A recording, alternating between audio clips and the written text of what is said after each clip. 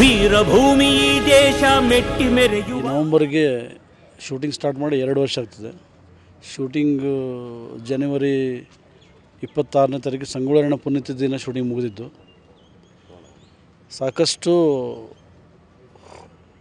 ಕೇಶವ್ ಅವರಿರ್ಬೋದು, ನಿರ್ದೇಶಕ ನಾಗಣ್ಣವ್ರು ಇರ್ಬೋದು, ಕ್ಯಾಮ್ರಾಮ್ಯಾನ್ ರಮೇಶ್ ಬಾಬು ಇರ್ಬೋದು, ಯಶೋವರ್ಧನ್ ಮ್ಯೂಸಿಕ್ ಡೈರೆಕ್ಟರು, ಜೊತೆಗೆ ರಾಯಣ್ಣ ಪಾತ್ರ ಮಾಡಿದಂಥ ದರ್ಶನ್ ಅವರು, ಜಯಪ್ರದಾಜಿ, ನಿಖಿತಾಜಿ, ಶ್ರೀನಿವಾಸ ಮೂರ್ತಿಯವರು, ಶಶಿಕುಮಾರ್ ಅವರು, ಶೋಭರಾಜ್ ಅವರು, ಬ್ಯಾಂಕ್ ಜನಾರ್ದನ್ ಅವರು, ಧರ್ಮ ಅವರು, ಚೇತನ್, ಶಿವಕುಮಾರ್, ಆಲ್ಮೋಸ್ಟ್ ಎಲ್ಲ ಆರ್ಟಿಸ್ಟ್ಗಳು ಭಾಳ ಕಷ್ಟಪಟ್ಟು ಈ ಸಿನಿಮಾ ಯಾರು ಬಹುಶಃ ದುಡ್ಡಿಗೋಸ್ಕರ ಯಾರೂ ಸಿನಿಮಾ ಮಾಡಿಲ್ಲ, ಅಥವಾ ನಾನಾದರೂ ಇಷ್ಟು ದುಡ್ಡು ಹಾಕಿ ಇಷ್ಟು ದುಡ್ಡು ಮಾಡಬೇಕಂತ ಈ ಸಿನಿಮಾ ಮಾಡಿಲ್ಲ.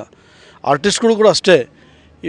ಯಾರು 20 ದಿನ ಡೇಟ್ ಕೊಟ್ಟಿದ್ರು 40 ದಿನ ಆಗಿದೆ, ಯಾರು 40 ದಿನ ಡೇಟ್ ಕೊಟ್ಟಿದ್ದು 60 ದಿನ ಆಗಿದೆ, 100 ದಿನ ಡೇಟ್ ಕೊಟ್ಟಿದ್ದು ಹೀರೋದು 150 ದಿನ ಆಗಿದೆ. ಯಾರೂ ನಮ್ದು ಇಷ್ಟು ಡೇಟ್ ಆಯಿತು, ಇಷ್ಟು ಮುಗೀತು, ನನಗೆ ಎಕ್ಸ್ಟ್ರಾ ದುಡ್ಡು ಬೇಕು ಅಂತ ಇವತ್ತಿಗೆ ಯಾರು ಕೇಳಿಲ್ಲ. ಈ ಸಿನಿಮಾಗೋಸ್ಕರ ಎಷ್ಟೋ ಸಿನಿಮಾಗಳನ್ನು ಅವರು ಒಬ್ಬೊಬ್ಬರು ಆರ್ಟಿಸ್ಟು 4-5 ಸಿನಿಮಾ ಬಿಟ್ಟಿದ್ದಾರೆ. ಈವನ್ ನಮ್ಮ ಡೈರೆಕ್ಟರ್ ಆಯ್ತು 4-5 ವರ್ಷ ಆಯ್ತು ಇದ್ರಿಗೆ ಸತತ ಪ್ರಯತ್ನ, ಇದರಲ್ಲಿ ಬೇರೆ ಪಿಕ್ಚರ್ ಮಾಡಿಲ್ಲ. ಕ್ಯಾಮ್ರಾಮ್ಯಾನ್ 2 ವರ್ಷದ ನಮ್ಮ ಜೊತೆ ಇದ್ದಾನೆ, ಅವನು ಯಾವ ಬೇರೆ ಪಿಕ್ಚರ್ ಮಾಡಿಲ್ಲ. ಆರ್ಟಿಸ್ಟ್ಗಳೆಲ್ಲ 4-5 ಪಿಕ್ಚರ್ ಬಿಟ್ಟಿದೆ. ಬಟ್ ನಾವು ದುಡ್ಡು ಸಿನಿಮಾ ಹೋಯ್ತು, ದುಡ್ಡು ಕಳ್ಕೊಂಡು ಅಂತ ಯಾರೂ ಬೇಸರ ಪಡ್ಕೊಂಡಿಲ್ಲ. ಇಂಥ ಸಿನಿಮಾದಲ್ಲಿ ಬಹುಶಃ ಮುಂದಿನ 20-30 ವರ್ಷದಲ್ಲಿ ಐತಿಹಾಸಿಕ ಸಿನಿಮಾ ಯಾರು ಮಾಡ್ತಾರಿಲ್ಲ ಗೊತ್ತಿಲ್ಲ. ಇಂಥ ನಮಗೆ ಅವಕಾಶ ಸಿಕ್ಕಿದೆ. ಈ ಅಪಾರ್ಚುನಿಟಿಯನ್ನು ನಾವು ಇದರಲ್ಲಿ ನಾವು ಇರಬೇಕಂತ ಹೇಳಿ ಎಲ್ಲರೂ ತನುಮನದಿಂದ ಎಲ್ಲರೂ ಪರಿಶ್ರಮ ದುಡಿದಿದ್ದಾರೆ. ಭಾಳ ಯಶಸ್ವಿಯಾಗಿದೆ. ಎಲ್ಲ ಆರ್ಟಿಸ್ಟಿಗೆ, ಎಲ್ಲ ಕಲಾವಿದರಿಗೆ, ಎಲ್ಲ ಟೆಕ್ನಿಷಿಯನ್ಸ್ಗೆ ಎಲ್ರಿಗೂ ನಾನು ಎಷ್ಟು ಕೃತಜ್ಞತೆ ಧನ್ಯವಾದ ಹೇಳೋದು ಕಡಿಮೆನೇ. ಮೊನ್ನೆ ಆಡಿಯೋ ರಿಲೀಸ್ ಮಾಡೋದು ಬರ್ತಕ್ಕಂಥ ಅಕ್ಟೋಬರ್ದಲ್ಲಿ ಒಂದು 200-250 ಥಿಯೇಟ್ರಿಗೆ ನಾವು ರಿಲೀಸ್ ಮಾಡ್ತಾಯಿದ್ದೀವಿ. ಎಲ್ಲರೂ ನಮಗೆ ಸಹಕಾರ ಕೊಟ್ಟಿದ್ದಾರೆ. ಕರ್ನಾಟಕದ ಚಿತ್ರಮಂಡಳಿಯವರಿರ್ಬೋದು, ಅಧ್ಯಕ್ಷರಿರ್ಬೋದು, ಎಲ್ಲರೂ ಕೊಟ್ಟಿದ್ದಾರೆ. ಇದೇ ರೀತಿ ನಮಗೆಲ್ಲ ಶುರು ಆದಾಗಿಂದ ಇವತ್ತಿನ ನಮ್ಮ ಪತ್ರಿಕಾ ಮಿತ್ರ ಬಂಧುಗಳು, ಸ್ನೇಹಿತರು ಎಲ್ಲರೂ ಕೂಡ ಸಹಕಾರ ಕೊಟ್ಟಿದ್ದಾರೆ. ಮುಂದೊಂದು ದಿನ ಕೂಡ ರಿಲೀಸ್ ಆದಮೇಲೆ ತಮ್ಮೆಲ್ಲರ ಸಹಕಾರ ಇರುತ್ತೆ ಅಂತ ನಾನು ಹೇಳಲಿಕ್ಕೆ ಇಚ್ಛೆಪಡ್ತೀನಿ. ಯಾವುದೂ ಇಲ್ವಲ್ಲ, ನಾನು ಶೂಟಿಂಗ್ ಸ್ಟಾರ್ಟ್ ಮಾಡೋದ್ರಿಂದ ನಾನು ನೋಡಿದ್ರು ನಾನು ಇವತ್ತು ಹಂಗೆ ಇದ್ದೇನೆ. ಯಾವ ಟೆನ್ಷನ್ ಅಲ್ಲ ಈ ವಿಷಯಕ್ಕೆ ನಾನು ಹೇಳೋಕ್ಕೆ ಇಷ್ಟಪಡ್ತೇನೆ. ಏನಿಲ್ವಲ್ಲ, ನನಗೆ ಈ ಸಿನಿಮಾದಿಂದ 100 ಕೋಟಿ ಲಾಭ ಆದರೆ ನನಗೇನು ಸಂತೋಷ ಆಗೋಲ್ಲ. 1 ರೂಪಾಯಿ ಬರಲಿಲ್ಲ ಅಂದರೆ ನನಗೆ ದುಃಖನೂ ಆಗೋಲ್ಲ. ನಾನು ರಾಯಣ್ಣನಿಗೋಸ್ಕರ ಮಾಡಿದ್ದೀನಿ. ಆ ಕನಸನ್ನು ಇವತ್ತು ಕಂಪ್ಲೀಟ್ ಆಗಿದೆ, ಸಂತೋಷ ಆಗ್ತಾಯಿದೆ. ಆ ಜಗತ್ತಿಗೆ ರಾಯಣ್ಣನ ಹೋರಾಟ ಜೀವನ, ಚೆನ್ನಮ್ಮಾಜಿ ಜೀವನ ತೋರಿಸ್ತಾ ಇದ್ದೀನಿ. ಇದು ನನ್ನ ಕೊನೆಯ ಆಸೆ ಇದೆ, ಆಗ್ತಾಯಿದೆ, ಮುಗೀತು. ಆ ಸಮುದ್ರದಲ್ಲಿ ಒಂದು ಬಕೆಟನ್ನು ನೀರು ತೆಗೆದು ಸಂಗೊಳ್ಳಿ ರಾಯನಿಗೆ ಅಭಿಷೇಕ ಮಾಡಿದ್ದೀನಿ. ಅವನು ಕೊಟ್ಟಿದ್ದ ರಾಯನಿಗೋಸ್ಕರ ಅವ್ನು ಕೊಟ್ಟಿದ್ದ ನಾನು ಕೊಡ್ತಾಯಿದ್ದೀನಿ. ನಾನೇನು ತಂದಿಲ್ಲ, ಏನು ಒಯ್ತಾ ಏನೂ ಇಲ್ಲ ಅಷ್ಟೇ. ಇದಕ್ಕೆ ಇನ್ನೊಂದು ಮಾತು ನಾನು ಹೇಳೋಕ್ಕೆ ಇಷ್ಟಪಡ್ತೇನೆ. ದರ್ಶನ್ ಅವರು ಅವತ್ತು ಹೇಳಿದ್ರು, ಇದನ್ನು ನಮ್ಮ ಪ್ರಿನ್ಸಿಪಲ್ ಒಂದು ಇದೆ, work with pleasure not with pressure ಅಂತಕ್ಕಂಥ ಮಾತನ್ನು ನನ್ನ ಪ್ರಿನ್ಸಿಪಲ್ನ ನಾನು ಹೇಳಿದ್ದಿಲ್ಲ. ಸೊ ಅದಕ್ಕೆ ಯಾವಾಗಲೂ ಪ್ಲೆಷರಾಗೇ ಇರ್ತಾರೆ, ನಗ್ನಗ್ತಾನೆ ಇರ್ತಾರೆ. ಈ ಒಂದು ನಿರ್ಮಾಪಕ ನಾನು ನೋಡಿದ್ರಲ್ಲಿ Anand Appugol from the day one ನಮ್ಮ ಮುಹೂರ್ತ ಮಾಡೋಕ್ಕೆ ಮುಂಚೆ ನಮ್ಮ ಮನೆಗೆ ಬಂದು ಹೆಂಗೆ ನಗ್ನಗ್ತಾಯಿದ್ರು, ಇವತ್ತು ಪಿಕ್ಚರ್ ಮುಗ್ದಿದ್ದ ದಿವಸನೂ ಇದೇ ಥರ ನಗ್ನಗ್ತಾ ಇದ್ದಾರೆ. ಮೊನ್ನೆ ತಮಾಷೆ ಮಾಡ್ತಾಯಿದ್ರು, ಏನಂದರೆ ಸರ್ ಈಗ ಇದಾದ ಮೇಲೆ ರಿಲೀಸಿಗೆ ನಾನು ಅಲ್ಲಿ ಬರ್ತೀನಿ, ಒಂದು ಊರಿಗೆ ಬರ್ತೀನಿ ಅಂದ ತಕ್ಷಣ ಇವ್ರ ಸ್ನೇಹಿತರು ಒಬ್ಬರು ಕೊಂಡಿಕೊಪ್ಪ ಅಂತಿದ್ದಾರೆ, ಅವರು ಕುರಿಗಳನ್ನೆಲ್ಲ ಭಾಳ ಇದು ಹೇಳ್ತಾರೆ, ಇವರು ರೇಗಿಸ್ತಿದ್ರು ನೋಡ್ರಿ ಅಂದ ತಕ್ಷಣ ಇವ್ರು ನಗ್ತಾನೆ ಇದ್ರು. ನೀವು ನೋಡಿ ಈ ನಗುಗೋಸ್ಕರ ನಾನು ಒಂದೊಂದು ಥಿಯೇಟ್ರ್ ಬಂದು ನನಗೆ ಒಂದೊಂದು ಕುರಿ ಕೊಡ್ಬೇಕು ನೋಡ್ರಲ್ಲ ಅಂತಿದ್ರು. ಸೊ ಅಂದರೆ ಆ ಒಂದು ಸ್ಮೈಲು ಪಿಕ್ಚರ್ ಶುರು ಆದಾಗಿಂದ ಹಿಡಿದು ಈಗ ಮುಗಿಯೋವರೆಗೂ ಆ ಸ್ಮೈಲನ್ನು ಮೇಂಟೈನ್ ಮಾಡಿರೋ ಏಕೈಕ ನಿರ್ಮಾಪಕ ಅಂತ ಹೇಳ್ತಾ ಇದ್ರು. ತೊಂದರೆ ಇದ್ದೇ ಇರ್ತವೆ. ಬಟ್ ಬಹುಶಃ ನನಗೆ ಇವತ್ತಿನ ಮನೆಗೆ ಯಾವುದೋ ಟೆನ್ಷನ್ನು ತೊಂದರೆ ಬಂದಿಲ್ಲ. ಅದು ಟೆನ್ಷನ್ ತೊಗೊಂಡ್ರೆ ಸಮಸ್ಯೆ ಬಗೆಹರ್ತದೆ ಏನಾದರೂ ಅಂತ ನಾವು ಟೆನ್ಷನ್ ತೊಗೊಳ್ಳೋಣ. ಬಗೆಹರಲ್ವಲ್ಲ, ಟೆನ್ಷನ್ನೇ ಮತ್ತು ಅದು ದೊಡ್ಡ ಟೆನ್ಷನ್ ಆಗುತ್ತೆ. ಟೆನ್ಷನ್ ತೊಗೊಳ್ಬಾರ್ದು, ಬಿಟ್ಬಿಡೋಕೆ ಅಲ್ಲೇ ಅದನ್ನಷ್ಟೇ. ಯಾವ್ದು ಹೇಳಿ, ನನಗೆ ಯಾವ ಟೆನ್ಷನ್ ಇಲ್ವಲ್ಲ. ಇಷ್ಟು ಹಾಕಿದ್ದೀನಿ, ಇಷ್ಟು ಬರುತ್ತೆ ಅಂತ ನಾನು ಯಾವತ್ತೂ ಅಂದ್ಕೊಂಡೇ ಇಲ್ಲ. ಹಂಗೆ ಅಂದ್ಕೊಂಡಿದ್ರೆ ಫಸ್ಟ್ ಡೇನೇ ಸಬ್ಜೆಕ್ಟ್ ತಕ್ಕಾಗ ಬಡ್ಜೆಟ್ ಅಂತೇಳಿ ಬಡ್ಜೆಟ್ನ ಮಾತಾಡಿ ಅಲ್ಲಿಗೆ ಬೇಕಾಗಿತ್ತು. ಬಡ್ಜೆಟ್ ಮಾತಾಡಿ ಎಲ್ಲ ನಿರ್ಮಾಪಕರು ಬಜೆಟ್ ಬಗ್ಗೆ ಹೇಳಿದ್ದಾರೆ, ಎಲ್ಲ ಸಿನಿಮಾದ ಬಗ್ಗೆ. ನಾನು ಇವತ್ತಿಗೆ ಎಲ್ಲ ಬಜೆಟ್ ಕೇಳಿ ಒಂದು ಬಜೆಟ್ ಹಾಕಿದರೆ ಸಿನಿಮಾನೇ ಮಾಡಬಾರ್ದು. ನಾವು ಬಜೆಟ್ ಹಾಕೇ ಇಲ್ಲ. ಇವತ್ತಿನ ಎಷ್ಟು ಖರ್ಚಾಗಿದೆ ಗೊತ್ತಿಲ್ಲ, ಇನ್ನೂ ಲೆಕ್ಕ ಮಾಡಿಲ್ಲ. ಲೆಕ್ಕ ಮಾಡಿದ್ರೆ ಸಿನಿಮಾ ಮಾಡೋಕೆ ಆಗ್ತಿಲ್ಲ ನನಗೆ. ಎಲ್ಲರೂ ಒಂದು ಒಳ್ಳೆ ವಿಚಾರ, ಒಳ್ಳೆ ಮನಸ್ಸು ಇಟ್ಕೊಂಡು ಕೆಲಸ ಮಾಡಿದ್ದಾರೆ, ಒಳ್ಳೆ ಸಿನಿಮಾ ಬಂದಿದೆ ಅನ್ನೋಕ್ಕೆ ನಾನು ಹೇಳಕ್ಕೆ ಇಷ್ಟಪಡ್ತೀನಿ ಅಷ್ಟೇ. ಸಿನಿಮಾ ನೋಡಿದ್ದೀನಿ, ಟ್ರೇಲರ್ ನೋಡಿದ್ದೀನಿ, ಆ್ಯಸ್ ಎ ಆಡಿಯನ್ಸ್ ಆಗಿ ನೋಡಿದ್ದೀನಿ, ತುಂಬ ಚೆನ್ನಾಗಿ ಬಂದಿದೆ. ಟ್ರೇಲರ್ದಲ್ಲಿ ಸಿನಿಮಾದ ಇರತಕ್ಕಂಥ 0.99 ಒಳಗೆ 1% ಇದೆ ಅಷ್ಟೇ. ಇನ್ನೂ 99% ಜನ ನೋಡಬೇಕು. ಅದು ನೋಡಿ ಮೆಚ್ಚಿ ನಮಗೆ ಆಶೀರ್ವಾದ ಮಾಡಬೇಕು ಅಷ್ಟೇ. ತುಂಬ ಚೆಂದ ಆಸ್ ಎ ಆಡಿಯನ್ಸಾಗಿ ನನಗೆ ಖುಷಿ ಕೊಟ್ಟಿದೆ. ಇದರಲ್ಲಿ ಯಾವುದೋ ನನಗೆ ಚೆನ್ನಾಗಿ ಬಂದಿಲ್ಲ, ಅದು ಚೆನ್ನಾಗಿ ಬಂದಿಲ್ಲ, ಫ್ರೇಮ್ ಟು ಫ್ರೇಮು ಎಲ್ಲ ಸೀನ್ಗಳು ಬರ್ತಾ ಹೋಗ್ತಾ ಇರ್ತವೆ. ಎಲ್ಲೂ ಆಡಿಯನ್ಸ್ ಎಲ್ಲೂ ಕಿತ್ಕೊಂಡು ಎಲ್ಲೋ ಚೇಟ್ಬಿಟ್ಟು ಅಗಾಡಂಗಿಲ್ಲ, ಎಲ್ಲೂ ಒಂದು ನಿಮಿಷ ಬೋರ್ ಆಗಿಲ್ಲ. ಇವನು ಕಾಮಿಡಿ ಗಿಮಿಡ ಯಾವ ಹಾಕಿಲ್ಲ ಅದರಲ್ಲಿ, ಫೋರ್ಸಾಗಿ ಬರ್ತಾ ಇರ್ತವೆ ಎಂಡ್ವರೆಗೆ. ನಗನಗತ ಜನ ಅಲ್ಲಿ ಥಿಯೇಟ್ರಿಗೆ ಹೋಗ್ತಾರೆ.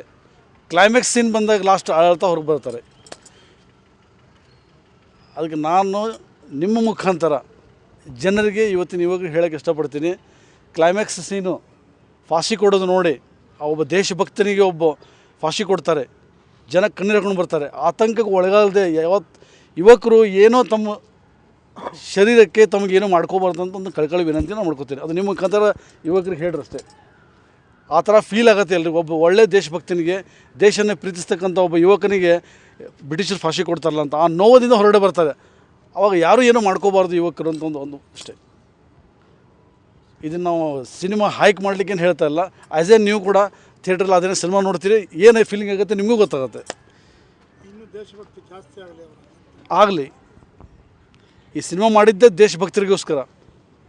ನಮಗೆ ಸ್ವತಂತ್ರ ಇವತ್ತು ಬೇಕಾಗಿಲ್ಲ, ಸ್ವತಂತ್ರ ತಂದು ಕೊಟ್ಟಿದ್ದಾರಲ್ಲ ಅವರು ಮಹಾಪುರುಷರವರು. ಮುಂದೊಂದು ದಿನ ಯಾವ ದೇಶದವ್ರು ನಮ್ಮ ಮೇಲೆ ಅಟ್ಯಾಕ್ ಮಾಡ್ತಾರೆ ಗೊತ್ತಿಲ್ಲ, ಮನೆಯಿಂದ ಕತ್ತಿಡ್ಕೊಂಡು ಸಂಗೊಳ್ಳಿ ರಾಯಣ್ಣ ಥರ ಎಲ್ಲ ಯುವಕರು ಬರಬೇಕು ಅನ್ನೋದು ಆ ಉದ್ದೇಶ ಇಟ್ಕೊಂಡು ನಾನು ಈ ಚಿತ್ರ ಮಾಡಿದ್ದೆ ಅಷ್ಟೇ. ತಯಾರಿ ಮಾಡ್ತೀನಿ ಅನ್ನೋಕ್ಕಿಂತ ರಾಜ್ಯದ ಎಲ್ಲ ಸಂಘಟನೆಗಳು, ಎಲ್ಲ ಯುವಕರು, ಎಲ್ಲ ದೇಶಭಕ್ತರು ಕೂಡಿಕೊಂಡು ಎಲ್ಲೆಲ್ಲಿ ಸಂಗೊಳ್ಳಿ ರಾಯಣ್ಣ ಸ್ಟ್ಯಾಚ್ಯೂ ಇದೆ, ಎಲ್ಲೆಲ್ಲಿ ಕಿತ್ತೂರು ಚೆನ್ನಮ್ಮ ಸ್ಟ್ಯಾಚ್ಯೂ ಇದೆ, ಅಲ್ಲಿಂದ ಡೊಳ್ಳು ಕುಣಿತ ಜಾಂಜ್ ಪದಕದಿಂದ ಸಾವಿರಾರು ಯುವಕರು ಈಗಾಗಲೇ 5,000 10,000 ಟಿ ಶರ್ಟ್ಸ್ ಮಾಡಿಸಿ ಸಂಗೊಳ್ಳಿ ರಾಯಣ್ಣ ಸಿನಿಮಾದ್ದು ರಾಜ್ಯದ ತುಂಬ ಪ್ರತಿ ಜಿಲ್ಲೆಯಲ್ಲಿ, ಪ್ರತಿ ತಾಲೂಕಲ್ಲಿ ಎ ಸೆಂಟ್ರ್ ಬಿ ಸೆಂಟ್ರಲ್ಲಿ ಮೆರವಣಿಗೆ ಮಾಡಿಕೊಂಡು ಹಬ್ಬದ ಥರ ಹಾಲಿನ ಅಭಿಷೇಕ, ತುಪ್ಪದ ಅಭಿಷೇಕ ಎಲ್ಲ ಮಾಡಿ ರಾಯಣ್ಣನ ಸ್ಟ್ಯಾಚ್ಯೂಗೆ ಮಾಡ್ತಾರೆ. ನಾನೇನೂ ಮಾಡ್ತಾಯಿಲ್ಲ, ಸ್ವ ಇಚ್ಛೆಯಿಂದ ಎಲ್ಲ ಸಂಘಟನೆ ಬಂದು ನನಗೆ ಗೊತ್ತಿಲ್ಲದಂಗೆ ಒಳಗಡೆಯಲ್ಲಿ ಪ್ಲ್ಯಾನ್ ಮಾಡ್ಕೊಂಡು ಮಾಡ್ತಾಯಿದ್ದಾರೆ ಅಷ್ಟೇ. ಆ ದಿನ ಅಲ್ಲಲ್ಲಿ ಪ್ರತಿ ಜಿಲ್ಲೆಯಲ್ಲೂ ಹಬ್ಬದ ವಾತಾವರಣ ಇರುತ್ತೆ.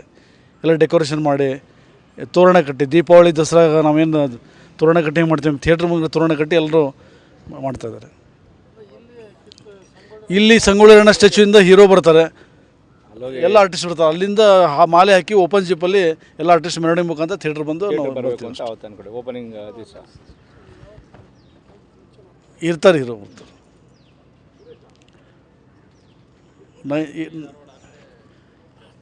ಸರ್, ಇದು ರಿಲೀಸ್ ಆದ ನಂತರ ನಾರ್ತ್ ಕರ್ನಾಟಕ ಎಲ್ಲ ನಾವು ನಾರ್ತ್ ಕರ್ನಾಟಕ ಆಗಿರ್ಬೋದು, ಉತ್ತರ ಇದು ಕಡೆ ಆಗಿರ್ಬೋದು, ಗುಲ್ಬರ್ಗ, ರಾಯಚೂರು ಆಗಿರ್ಬೋದು, ಎಲ್ಲ ಊರುಗಳಿಗೂ ಎಲ್ಲ ಆರ್ಟಿಸ್ಟು ನಾವು ಕರ್ಕೊಂಡು ಹೋಗೋಕ್ಕೆ ನಿರ್ಮಾಪಕರು ತಯಾರು ಮಾಡಿದ್ದಾರೆ. ಅದಕ್ಕೆ ದರ್ಶನ್ ಅವರು ಅದು ಎಕ್ಸ್ಕ್ಲೂಸಿವ್ ಆಗಿ ಇದು ರಿಲೀಸ್ ಆದ ನಂತರ ಒಂದು ಆಫ್ಟರ್ ರಿಲೀಸ್ 25 ಡೇಸ್ ಆದಮೇಲೆ ಎಂಟರ್ ಕರ್ನಾಟಕ ಎಲ್ಲ ಆರ್ಟಿಸ್ಟ್ ಇವತ್ತಿನ ದಿವಸ ನೀವು ನೋಡಿದಾಗ ಈ ಥರ ಪ್ರೆಸ್ ಮೀಟಿಗೆ ಸಾಮಾನ್ಯವಾಗಿ ನೀವು ನೋಡಿದ್ರಲ್ಲ, ಇವತ್ತಿನ ದಿವಸ ಎಲ್ಲರನ್ನೂ ಕರೆಸಿ ಅಲ್ಲಿ ಯಾವ ರೀತಿ ಎಲ್ಲ ಆರ್ಟಿಸ್ಟ್ಗಳು ಮಾಡಬೇಕು ಅಂತೀವಿ, ಅದೇ ರೀತಿ ನಾವು ಒಂದು ಏರ್ಪಾಟನ್ನ ಮಾಡಿ ಎಲ್ಲ ಊರುಗಳಿಗೂ ಥಿಯೇಟ್ರ್ಗಳ ಜೊತೆಗೆ ಊರುಗಳಿಗೆ ಎಲ್ಲೆಲ್ಲಿ ವೃದ್ಧಾಶ್ರಮ ಅದಾವ, ಅನಾಥಾಶ್ರಮ ಅದಾವ, ಎಲ್ಲ ಆರ್ಟಿಸ್ಟ್ಗಳು ಭೇಟಿ ಕೊಡ್ತಾ ಇದ್ದಾರೆ. ಇನ್ಕ್ಲೂಡಿಂಗ್ ದರ್ಶನ್ ಇರ್ಬೋದು, ಸುದೀಪ್ ಅವರು ಇರ್ಬೋದು, ಮತ್ತು ನಮ್ಮ ಆರ್ಟಿಸ್ಟ್ ಎಲ್ಲ ಇರ್ಬೋದು. ಎಲ್ಲರೂ ಬಂದು ಥಿಯೇಟ್ರ್ಗಳ ಜೊತೆಗೆ ಅಕ್ಕಪಕ್ಕಲ್ಲಿ ಯಾವ ವೃದ್ಧಾಶ್ರಮ, ಅನಾಥಾಶ್ರಮ, ಸ್ಕೂಲ್ಗಳು ಸಣ್ಣ ಪುಟ್ಟ ಇದ್ದಾವೆ, ಅವ್ರಿಗೇನು ಸಹಾಯತೆ ಏನು ಮಾಡಬೇಕು ಅದನ್ನ ಉದ್ದೇಶಿಸಿಕೊಂಡು ಎಲ್ಲ ವಿಸಿಟ್ ಮಾಡ್ತಾಯಿದ್ವಿ. ನಮ್ಮ ಈ ತಂಡದಿಂದ ಏನು ಮಾಡಬೇಕಾಗಿದೆ ನಾವು ವೃದ್ಧಾಶ್ರಮಕ್ಕೆ, ಅನಾಥಾಶ್ರಮಕ್ಕೆ, ಅದನ್ನು ಕೂಡ ನಾವು ಅಂದ್ಕೊಂಡಿದ್ದೀವಿ. ಸಂಗೊಳ್ಳಿ ರಾಯಣ್ಣನ ಬಗ್ಗೆ ಮಾತಾಡಿದ್ದು ನೆನಪಾಗಿದ್ದು ಅಥವಾ ದೇಶಭಕ್ತಿನ ಬಗ್ಗೆ ಮಾತಾಡಿದ್ದು ಇದು ಒಳ್ಳೆಯ ವಿಚಾರ ಇದೆ, ಒಳ್ಳೆಯ ಬೆಳವಣಿಗೆ ಇದೆ. ಮುಂದಿನ ದಿನಗಳಲ್ಲಿ ಅವ್ರ ಹಾಗೆ ಎಲ್ಲ ಪಕ್ಷದವರು, ಎಲ್ಲ ರಾಜಕಾರಣಿಗಳು, ದೇಶಕ್ಕೆ ಪ್ರಾಣ ಕೊಟ್ಟಂಥ ಎಲ್ಲ ಮಹಾಪುರುಷ ದೇಶದ ಎಲ್ಲ ಯೋಧರ ಬಗ್ಗೆ ಕಾಳಜಿ ವಹಿಸಿ ಯೋಧರಿಗೆ, ದೇಶಕ್ಕೆ ಏನು ಬಲಿದಾನ ಮಾಡಿದ್ದಾರೆ ಅವ್ರ ಕುಟುಂಬಕ್ಕೆ ಇರ್ಬೋದು, ಅವ್ರ ಹೆಸರು ಮೇಲೆ ನಮ್ಮ ರಾಜ್ಯದಲ್ಲಿ ಯಾವ್ಯಾವ ರೀತಿ ಅನುಕೂಲ ಮಾಡಿಕೊಡ್ಬೇಕು, ಅವ್ರ ಹೆಸರಲ್ಲಿ ಏನು ಮಾಡಬೇಕು ಅನ್ನೋದು ಎಲ್ಲ ರಾಜಕಾರಣಿಗಳು ಅದ್ರ ಬಗ್ಗೆ ಗಮನ ಹರಿಸಿ ವಿಚಾರ ಮಾಡಲಿ ಅಂತ ಹೇಳೋಕ್ಕೆ ಇಷ್ಟಪಡ್ತೀನಿ.